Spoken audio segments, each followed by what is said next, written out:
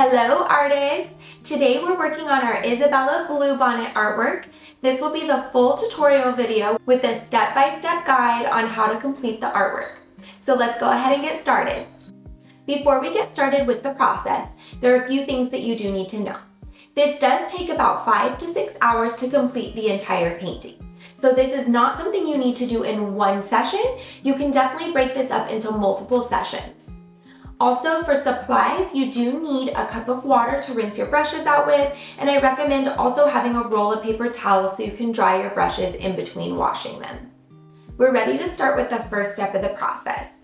As a painter, this is one of my favorite things to do, and that's mix my own colors. As you see on the bottom of the instructions, there is a color mixing guide. So if you'd like your final artwork to turn out like our example, then you can go ahead and follow along with that color mixing guide. Now the great thing about this kit is you really have so much flexibility. So you can change your colors, you can make them how you want, make them match your home. It's really up to you what you want the final artwork to look like.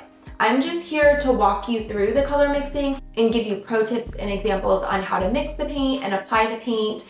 If you decide to mix your own colors, I do recommend trying to stay with 3 different blues and 2 different greens. This will help fit the template that we've designed. Of course, if you want to add an extra spin on it, you are welcome to do that as well. We just use 5 different colors in our template, so that will make it a little easier on you when you go to paint. The first color we're going to start with is our light green. So as you can see on the color mixing guide, we are going to mix 10 parts white, half part black, and 3 parts green. So I will preface this with saying that I mix with my heart. This is not a science, it is an art. So do the best you can to get equal parts as you're mixing them, but if it's not exactly like our example, that's okay. You're the artist, make it your own. Everybody's is going to look different. This is just a guide for you. It is not a requirement. So the way that I'm going to mix my colors, I'm going to use my paintbrush and I'm going to scoop the different parts into my paint pot. So I'm going to start with my 10 parts white. So as long as your scoops are about the same proportions, the colors will all work out.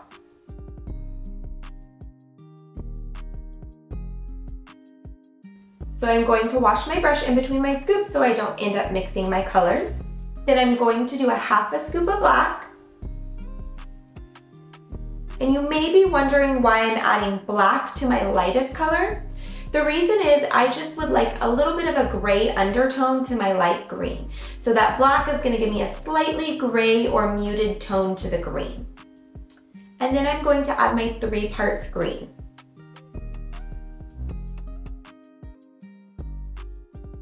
Now I'm going to mix this all up. It's really important that you get a nice, even color, that there's not streaks of the white or the black or the green. We have a nice, even color. You can kind of look at the bottom and make sure that it's all blended up evenly. Now paint will dry slightly darker. So when you're looking at this, just know it is going to be a little darker when it dries. Then you can compare it to the color guide and then decide if you want to add more white, more black, more green. It's really up to you. But for this first one, I'm just trying to achieve a nice light green. Once I've completely mixed that light green, I'm going to close that lid. Acrylic paint does dry pretty fast, so I don't want it to get like a dried film on the top. So it's important that you close the lid in between mixing the colors. Now I'm going to work on my dark green. For this one, it's going to be 8 white, 6 black, and then 9 green. Again, you want to make sure that you're washing your brush in between grabbing your colors. So I'm going to scoop out 8 parts white,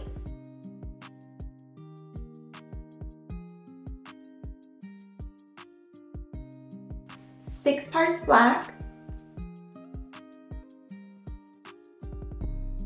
and then 9 parts green.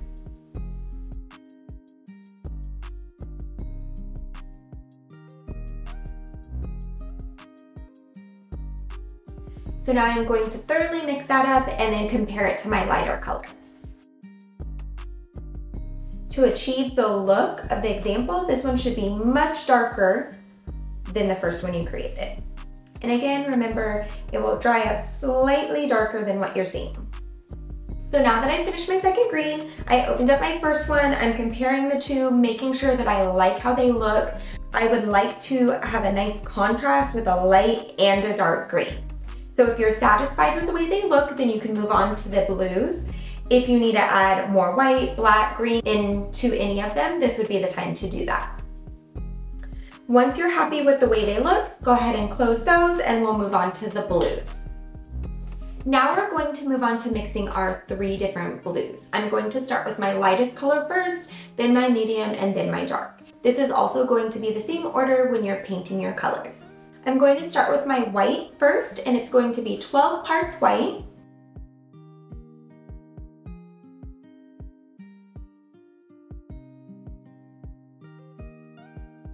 2 parts blue,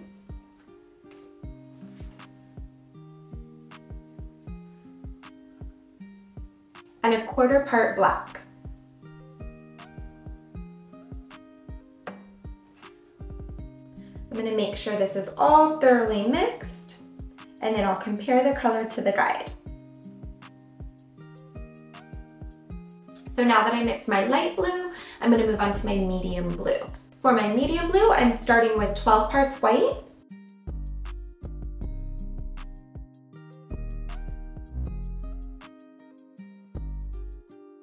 7 parts blue,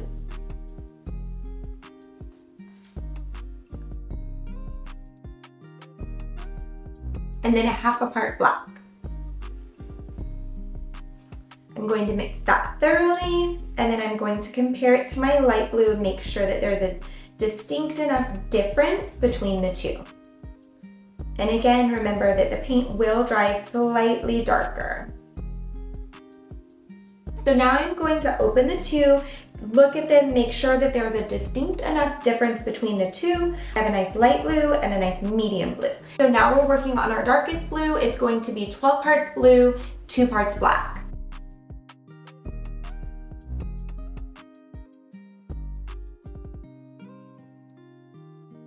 Two parts black, and I'm going to mix those together.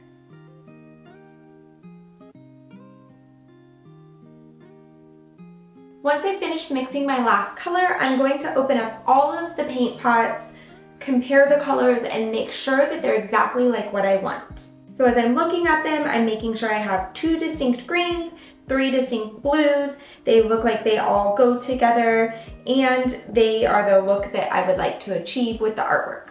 So now that we've mixed our colors for the template, we are going to do a light wash on the background of the template. So as you can see in the instructions, it's about 90% water, 10% paint, and we really want to make sure it's mixed evenly so we don't end up with any streaks of paint. I also recommend starting with 1 even layer, letting that dry, and then adding additional layers until you achieve the look that you want. You can use any type of container to mix the paint and water in. I just grabbed a plastic Tupperware. If you already have a palette, you could use a paper plate. It really doesn't matter as long as it's going to be able to hold the water and the paint. So I just poured a little bit of water into my Tupperware, and then I'm going to scoop a small amount of paint into there. I'm making sure it's mixed up thoroughly so I don't have streaks of paint when I go to paint it on. And I'm also making sure that my brush doesn't have chunks of paint on it. Same thing, you don't want to have streaks of paint as you go. So I'm getting a nice even whitewash. After I make sure it's thoroughly mixed and I don't have any paint on my bristles, then I'll go ahead and start painting the first layer on. And as you can see, it's pretty watery. So it's majority water with just a slight amount of white paint. Then I'm going to start applying it to my template.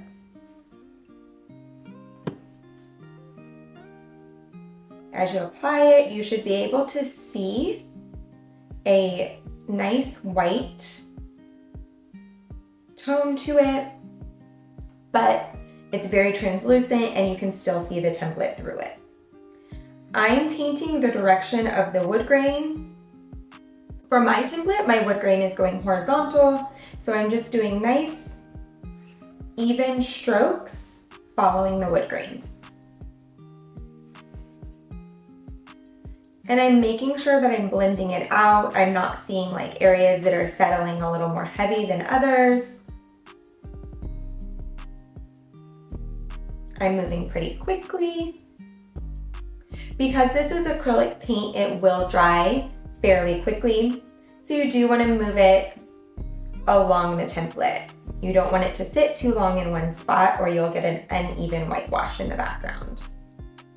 And as you'll notice, your template will slowly get lighter. That is completely fine. The original template is made slightly darker with this in mind. If for some reason your whitewash is completely covering your template, then you probably need to add more water because we do not want that template to disappear. If the template disappears, it's going to be really hard to create your design.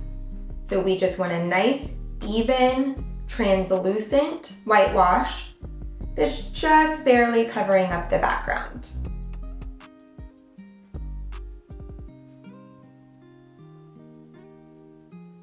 And as I'm moving to the top, I can see it's drying down here, and it is a little bit lighter than what I want. So once this dries, I am going to add another coat and see if that's enough to achieve the look that I'm wanting.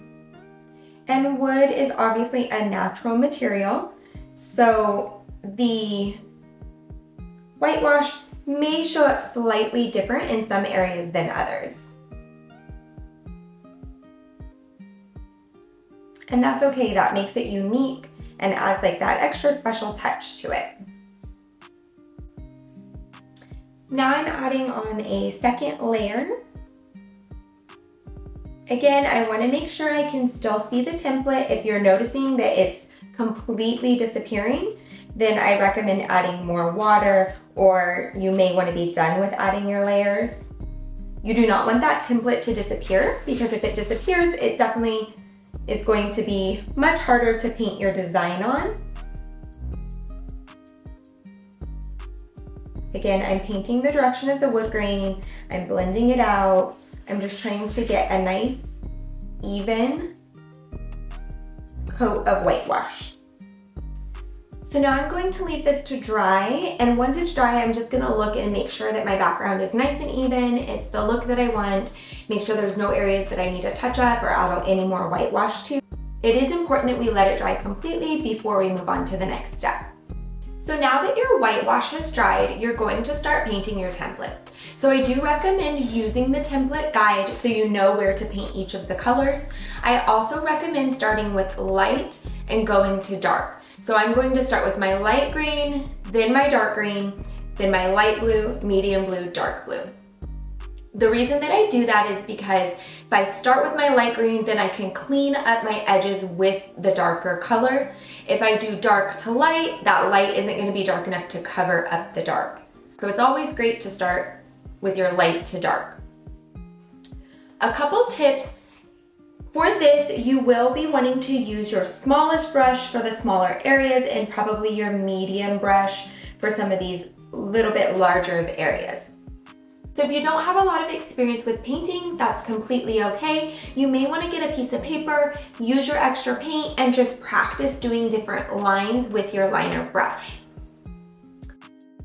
So some key things when you're working in small areas and trying to get nice clean lines. Really, it's about the amount of pressure that you're applying to the brush and how much paint you're loading on the brush. So for a smaller area, you want to load a small amount of paint, and you may just apply a small amount of pressure. The more pressure that you push down, obviously the bristles are going to spread out and apply more paint onto your canvas. So if you're working in a detailed area, a little bit of pressure, and you may have your brush more upright than you do angled.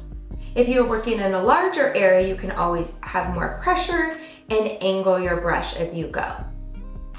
So these are just things that come with practice. So if you want to get a piece of paper and practice this, you can, but if you want to just go ahead and jump right into the template, you can do that as well. Just do what feels comfortable for you.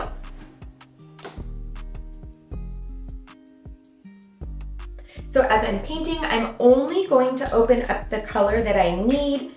I do not want these other ones to start drying out, so I'm just going to open up my light green. Now, if you did mix your colors on a different day, you may need to go through with your brush, kind of mix them up if they've separated at all. I'm using my smallest liner brush, and I'm just loading a small amount of paint onto the tip of my brush and kind of wiping that excess off on the edge. And I'm personally going to start with my bottom and work my way up to the top. So I'm going to find my first number 1 for the light green. I'm going right over the outline of that template. So my goal is to cover up the outline. And if you end up going slightly over the edge or outside of the line, that's okay. Nobody's going to notice if you do that. So just do what works for you and don't worry if you go a little outside of the lines. As I'm painting, I also like to turn my canvas to get a better advantage and then kind of get nice and close to what I'm doing.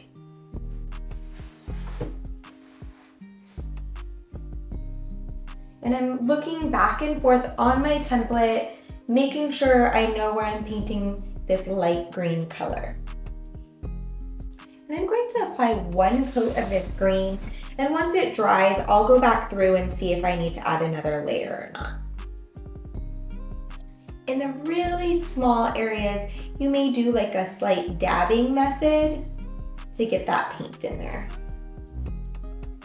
This does have some small, intricate areas, so if you accidentally paint the wrong color, either you can just go with it, or if you want to fix it, let it dry and then you can paint on top of it. Acrylic paint is really forgiving, so it's always easy if you make any type of mistake that you can go back through and paint on top of it once it's dried. That's the thing that I love about acrylic paint. It's really easy material to work with. So as I'm doing this, I like to do 1 color at a time. So I'm going to do all of the light green, then the dark green, and then the blues. So the lighter colors are going to be some of the harder areas. So starting with this light green, it is one of the harder colors to paint in. So know as you get to the darker colors, they are slightly larger and a little bit easier to paint. And as this light green dries, if you see that the black outline of the template is showing through, you may just want to do an additional layer on the light green just to cover that outline up.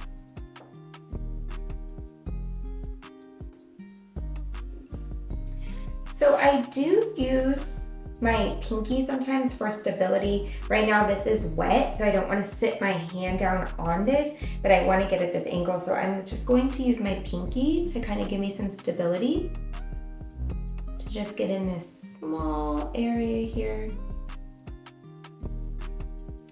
And sometimes I'll turn my canvas like there's nothing here, so I can set my hand down completely. Rather than it just being in the air and then your hand shaking, you can use your pinky for some stability or lay your hand flat down as well.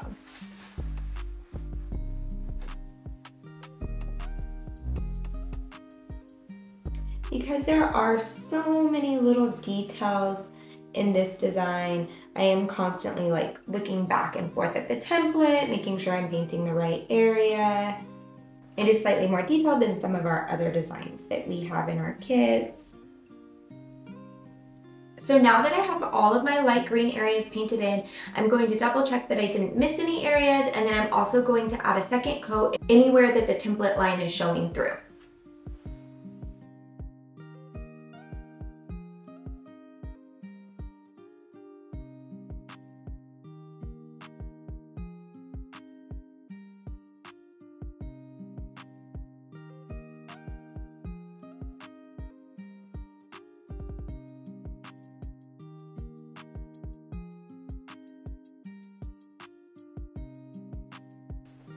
So now that I finished up with my light green areas, I'm going to go back through and add in my dark green areas.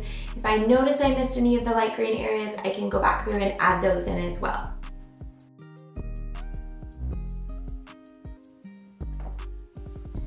If you have a larger area of one color, then you can do one continuous stroke of that color instead of doing a bunch of small strokes. It just gives it a nicer look overall.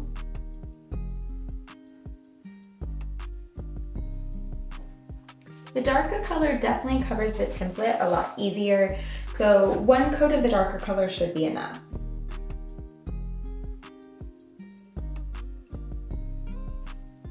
And again, if you go slightly outside of the line, that is completely fine. Really small areas, I just have a very small amount of paint on the tip of my paintbrush and putting a very small amount of pressure.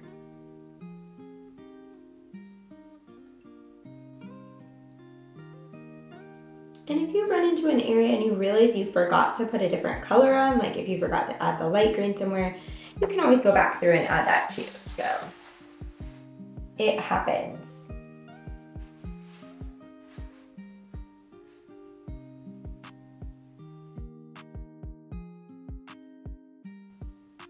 I do see an area where I forgot the lighter green, so I'm just gonna open that back up and add that in there. So really, it's not a big deal if you start going with another color and then you realize you forgot a color, you can just go back through and add it on there.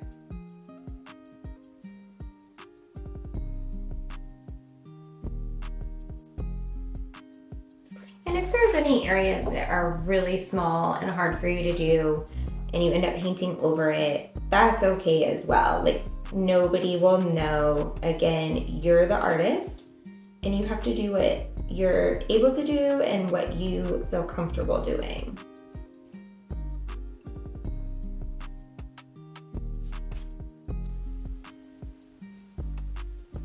Again, I'm just starting from the bottom and moving to the top, focusing on all the dark greens right now and just trying to fill in those areas. If I end up missing any, then I can always go back through and add those afterwards.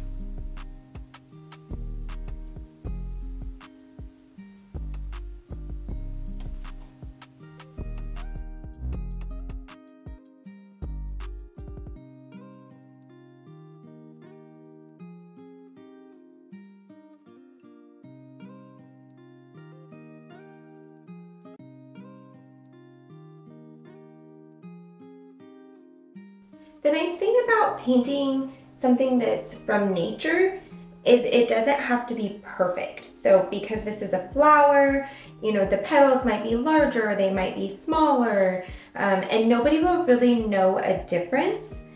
If you were doing a face, for example, obviously you're gonna be able to tell if the eye or the nose is too large or too small, but with a flower or a leaf or something like those, something along those lines, it's not going to be noticeable if you make it a little too big or a little too small. Doing something that's botanical is going to be a little more forgiving, and that's why this is a great beginner intermediate project.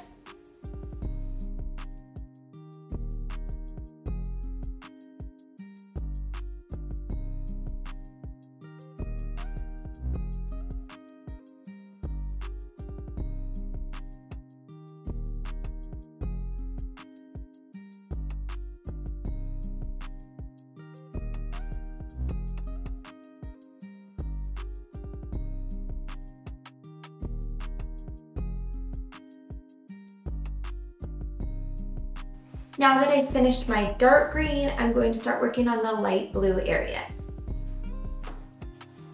Again, with this being a lighter color, you may have to apply 2 coats of this. You can always let it dry and then go back and decide later if you want to add an additional coat. So you may just want to get a little paint on the tip of your paintbrush and use more of a dabbing or blotting method to fill in those areas. And the goal is to go over the template so we don't see that template outline. And these are just little tiny highlights on the flowers. So again, I'm working my way from the top to the bottom and just focusing on those little small light blue highlight areas. Trying to keep nice clean edges, but also understanding that these are small areas. If you need to turn your canvas as well to get into those areas, you can. And for these tiny areas, my brush is very vertical, and I'm just putting a very light amount of pressure to fill those areas in. And I know these areas are small and detailed, so don't get overwhelmed if you're new to painting. Again, if you go over the line, you make something smaller, bigger, you paint in the wrong area. Because this is botanical, nobody will know if you make a mistake. It's not going to be obvious to anyone but you.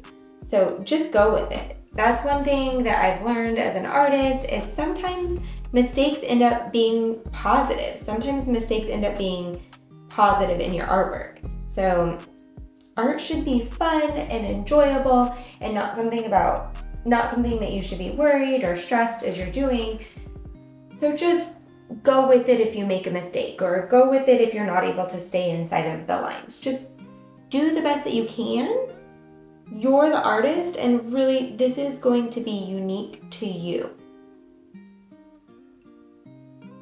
We just give you this guide to help you, to teach you, but it shouldn't be so strict. You shouldn't be so worried about following it exactly.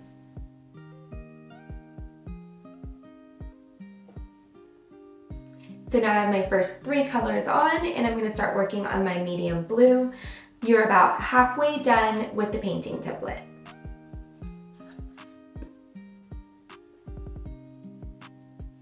And remember, this paint is going to dry darker, so right now it may look somewhat similar to the one that you just painted, but it will end up darker.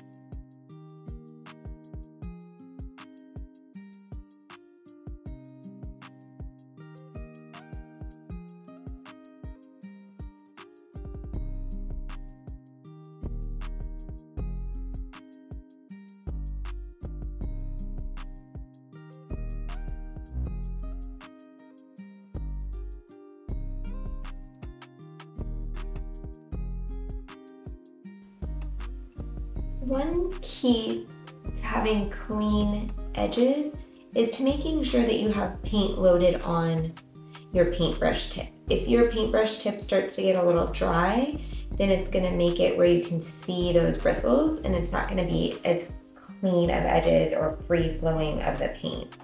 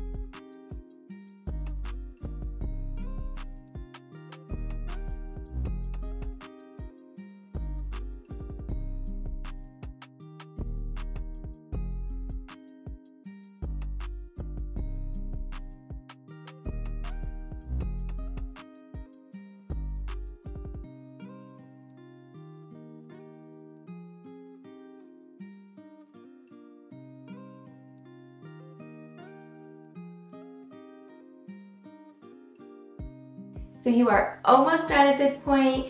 You have painted 4 of your colors and you have 1 more color to complete, which would be your darkest blue color. So let's go ahead, get that last color on. Again, I would probably stir your color up, especially if it's been sitting for a while, just to make sure all the colors are nicely mixed within there. You're working your way from bottom to top. I'm using my liner brush for the smallest areas, and you can probably use your medium brush for some of the areas that are a little bit larger.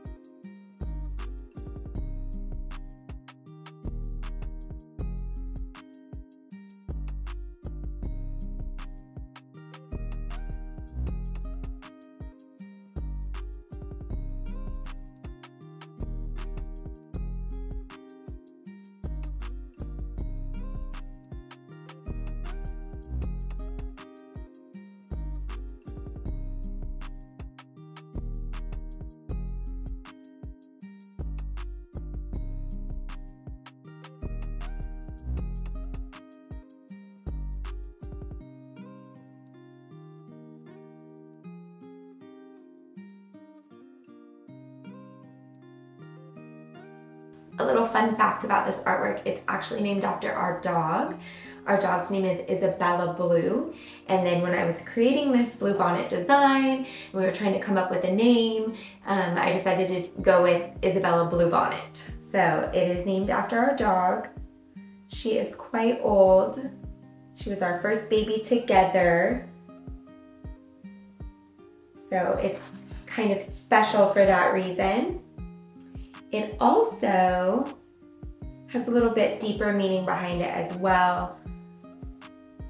The bluebonnet is the Texas state flower, and Texas definitely holds a special place for my husband, I, and our best friend slash business partner, Mike.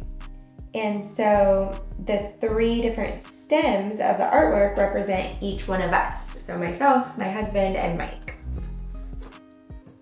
And it represents our business together, our idea and our vision, and making that happen and come true. One thing I do like when I'm creating artwork or designs, I do like having a meaning behind them. I think it just adds like that extra touch that makes it a little bit more special. So if I can, I do try to put a little underlying meaning into my designs. I really enjoy putting this last color on because it really brings everything together. Your image is starting to pop and make sense, and you can see the image developing, so it's really exciting to see that.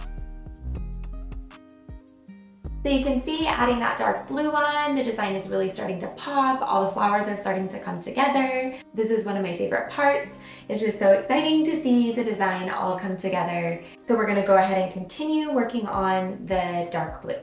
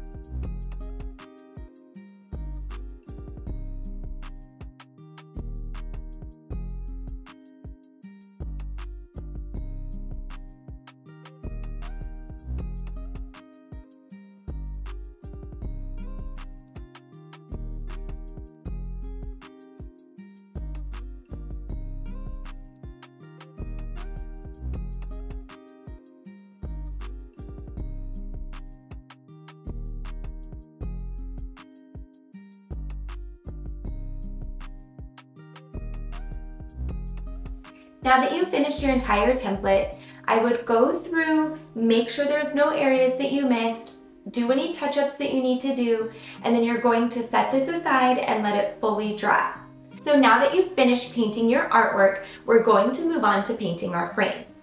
So one thing before you start is we need to make sure that the frame is completely smooth and sanded.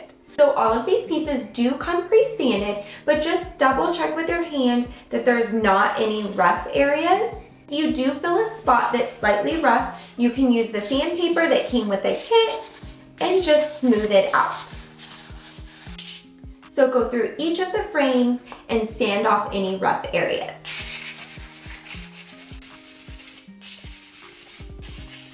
Now that you've made sure that all of your frame pieces are nice and smooth with the sandpaper, you're going to start painting your first coat of white. So before you start painting your first coat of white, there are a few tips that you need to know. Please try to avoid any of the connecting corners. You do not want to get paint inside of those corners because it can create gapping and separation, and the corners will not go together evenly. So it's really important that we keep the paint out of these corners, and we also keep the paint out of this slot. And the reason is because the artwork is going to slide into the frame. If there's paint in there, it may prevent it from being able to evenly go inside of the frame.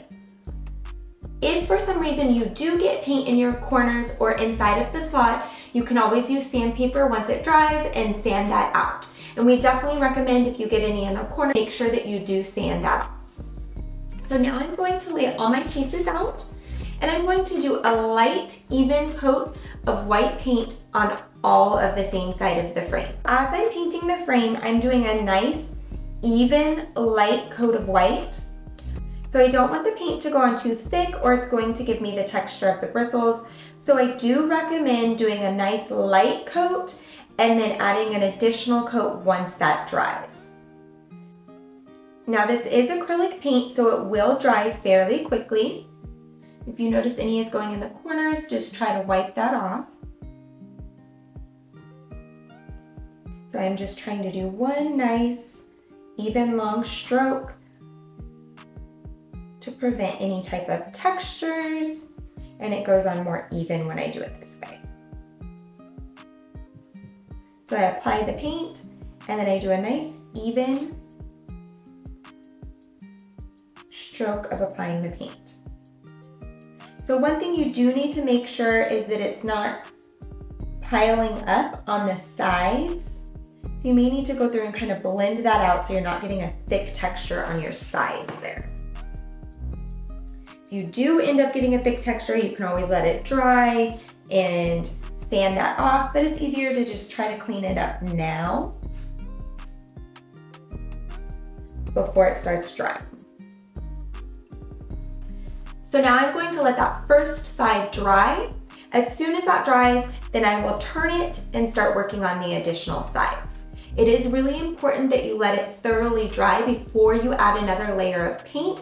And the reason is because acrylic paint starts to get a little sticky or tacky as it dries. So if you don't let it thoroughly dry and then you go to put the paintbrush on there, it may create a texture with the bristles. And we want a nice even coat so we don't see that texture. So I would let this dry before you turn and do an additional side. Now that my first side dried, I flipped all of my pieces and I'm going to repeat the process of applying the paint. Again, I'm keeping an eye on the other side, making sure that the paint isn't going over the edge and creating a thick texture on the edge. If you notice it is, just go ahead and take your brush and blend it out.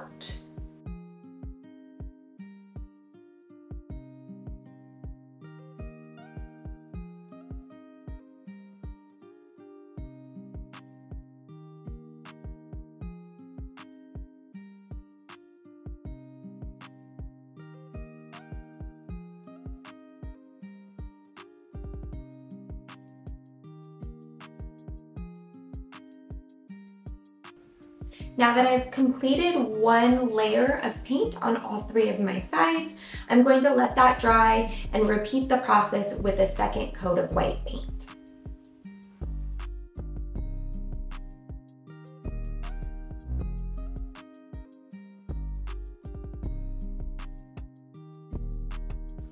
So now that my second layer of paint has dried, I'm going to check all of my corners and the slot area. It's really important that we make sure that there's no paint in those two areas because it will make it harder when we go to assemble all of the pieces. So now I'm going to take my sandpaper and just sand off the paint from the corners and that inside slot.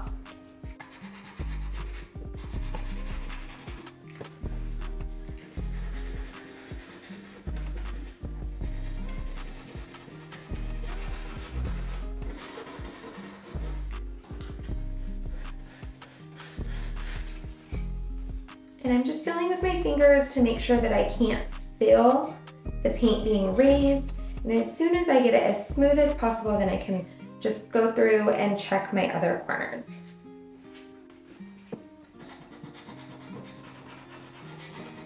Now I'm going to check this slot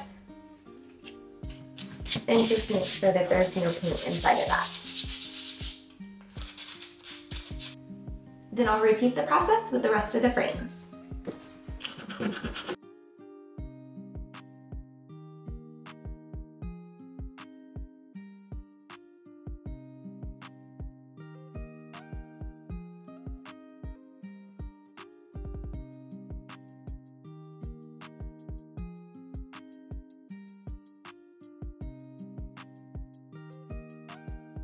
The next step in the process is connecting our frame. If you do have painter's tape, I would go ahead and grab the painter's tape. It does make it a little easier during this process. So what I'm going to do first is I'm going to grab one of my long sides and one of my short sides. So there's two different sizes on the frame. The wider side that we painted and the smaller side on the back. So as we're doing this, it's really important that we're lining up the same sizes together and we're not accidentally flipping our pieces. If you flip your piece, then your frame will not go together correctly. So we really want to make sure that we're lining the correct sides together. So the first thing I'm going to do is I'm going to lay out my short side and my long side together. I'm going to flip them over and touch the corners, and I'm going to use a piece of my painter's tape to connect them together. So it's just like this. So they're just touching, and then that way when I fold, they come together in a nice corner. Now you want to make sure that they're flush on both the sides, and if they're not, you may need to unattach them and do it again to make sure that they're completely flush on both sides. Again, painter's tape on this side, they're touching on the corners, I'm closing them, and I'm making sure that they're flush. If you're noticing any gapping, just make sure that you did sand out all of the paint in the corners or anything that may be keeping it from being able to close. If you just have a very small amount of gapping, that's okay. We can fill that in later with some paint. So now I'm going to repeat the same process on my other side with my other long side. So I'm gonna just lay this completely flat. Again, get my painter's tape, ensuring that I have a long side, short side, long side. Make sure that that's also lined up and flush. Now, if my corner doesn't go together correctly, I can always unattach it and reline it back up. Again, I'm checking, is it flush on both sides? So I'm making sure that this is nice and flush on both sides. Once I have those two corners taped together, I'm going to apply my wood glue into the corners. So I'm just going to use my finger. If you want to use a paintbrush or a sponge or whatever, that's fine as well. Applying a small amount of wood glue on each side of my corners.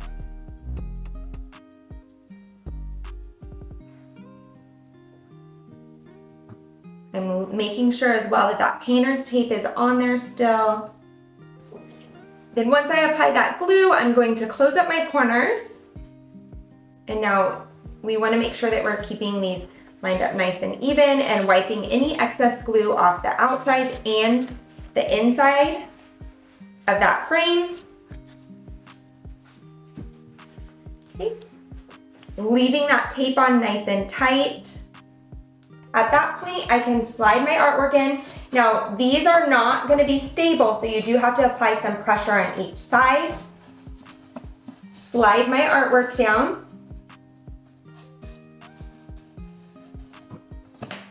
Ensure that the artwork goes all the way down.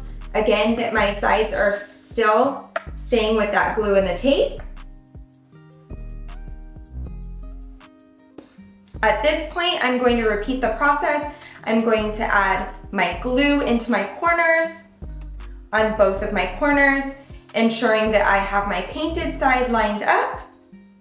So again, I'm going to use my finger, apply my wood glue to my corners. Again, trying not to get over the side.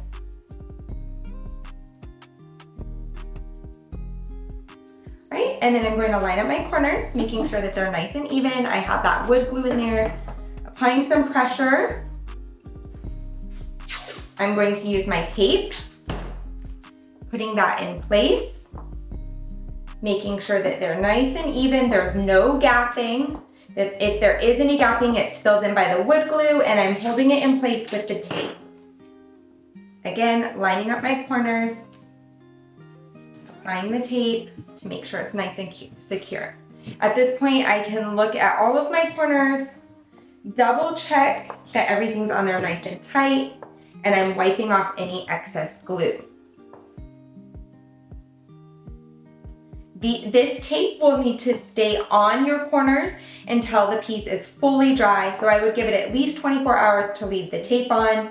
And then you can always touch up if you had any glue seep over any of the edges. You can touch that up later with the paint as well. So now that we have all 4 sides attached and it's being held together by our painter's tape, we're going to get our brackets and our screws, and we're going to secure the frame. So as you're doing this, you want to make sure that the bracket is not on the inside of the frame. You want it to be pushed closer to the outside without it overlapping. You're going to take one of your screws, your Phillips head screwdriver, then you're going to hit the top of the screwdriver until your screw stands in place. From there, you're going to screw this in and then repeat that process with all 4 of the screws for each corner. As you're screwing this in, you do need to apply some pressure and force so it can go into the wood frame. And then as you're screwing, it will begin to straighten itself out. Now that we have that first corner finished, we have the screws in each of the 4 parts of the bracket. We're going to repeat that process with the other 3 corners. So now that I have all 4 brackets secured on the back of my frame, the last step that you want to complete is just your touch-up work. So if you have any slight gapping in your corners, you can use your white paint and fill in the gapping in the corners. Also, when you're securing those brackets on, sometimes the front of your frame may get a little scuffed or scraped up. So just checking that there's no areas that you need to add touch-up work on. Congratulations on finishing your bluebonnet painting. We hope you had a wonderful time creating this project. You learned some new skills and you ended up with a beautiful painting. We would love to see what you created. Tag us at Thistle and Hope on all the socials. Also, go make sure you check out our other DIY kits we have available.